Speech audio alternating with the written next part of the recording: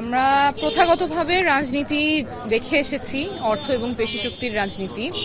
সেই জায়গাটাতে মানুষ যে পরিবর্তন চায় সেটা আমরা খুব ভালোভাবেই ২৪ এবং তার পরবর্তী সময়ে দেখছি।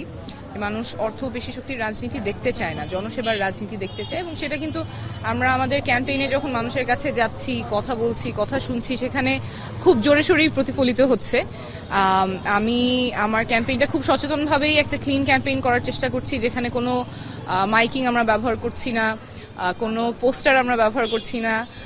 আসলে এটা আসে আমার ছোটবেলার একটা খুব কষ্টদায়ক মেমোরি ছিল, যে আমার দেয়ালে পোস্টারগুলো লাগানোর পরে আমার খুব মন খারাপ হয়েছিল, কেন এসে নির্বাচনে পোস্টারটা লাগিয়ে গেল, আমার সুন্দর দেয়ালটা নষ্ট করলো।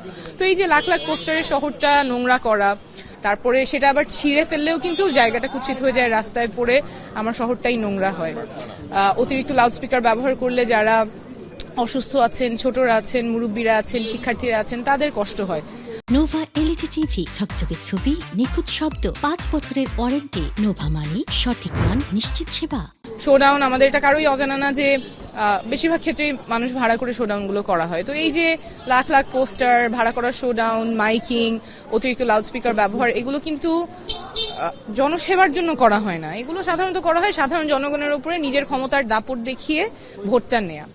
কিন্তু আমরা বিশ্বাস করি যে এই ক্ষমতার দাপটের চেয়ে অনেক বেশি শক্তিশালী মানুষের প্রতি মানুষের বিশ্বাস, আস্থা এবং আন্তরিক একটা কথোপকথন।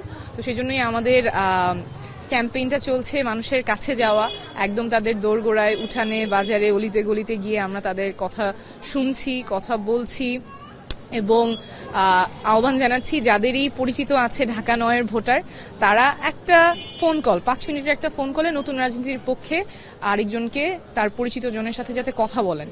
আমরা ঢাকা ৯ আসন থেকেই দেখাতে চাই যে অর্থ ও পেশিশক্তির বাইরে রাজনীতি বাংলাদেশে সম্ভব, জনসেবার জন্য রাজনীতি সম্ভব।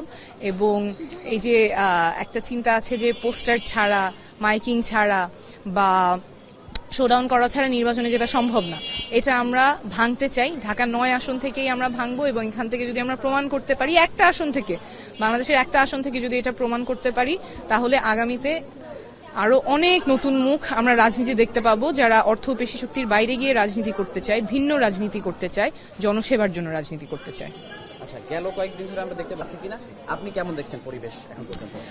পরিবেশ দেখছি যে আমাদের যারা ভোটার আছেন, অনেকে নতুন ভোটার হয়েছেন, অনেকে আগেই ভোটার ছিলেন কিন্তু ভোট দিতে পারেন নাই এতগুলো বছর, সো প্রথমবারের মতো ভোট দিবেন, এটা নিয়ে মানুষের মনে অনেক উৎসাহ। একটু আগেই কয়েকজন আন্টি, তারপরে একেবারেই নতুন ভোটার যারা হয়েছে, ওনারা বলছিলেন যে খুব এক্সাইটেড, উৎসাহ নিয়ে ওনারা চিন্তা করছেন কাকে ভোট দিবেন, কখন যাবেন।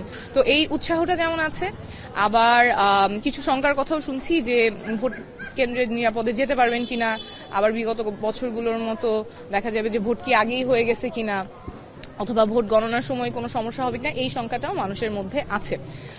যেই উৎসাহ নিয়ে মানুষ মুখিয়ে আছে নির্বাচনের জন্য, আমার মনে হয় সেই ক্ষেত্রে মানুষের এই আশ্বস্ত হওয়া প্রয়োজন যে নির্বাচনটা সুষ্ঠু হবে, এবং উৎসবমুখর পরিবেশেই সবাই সবার মনের মতো, ইচ্ছা মতো, স্বাধীনভাবে ভোট কেন্দ্রে গিয়ে নিরাপদে ভোটটা দিয়ে আসতে পারবেন।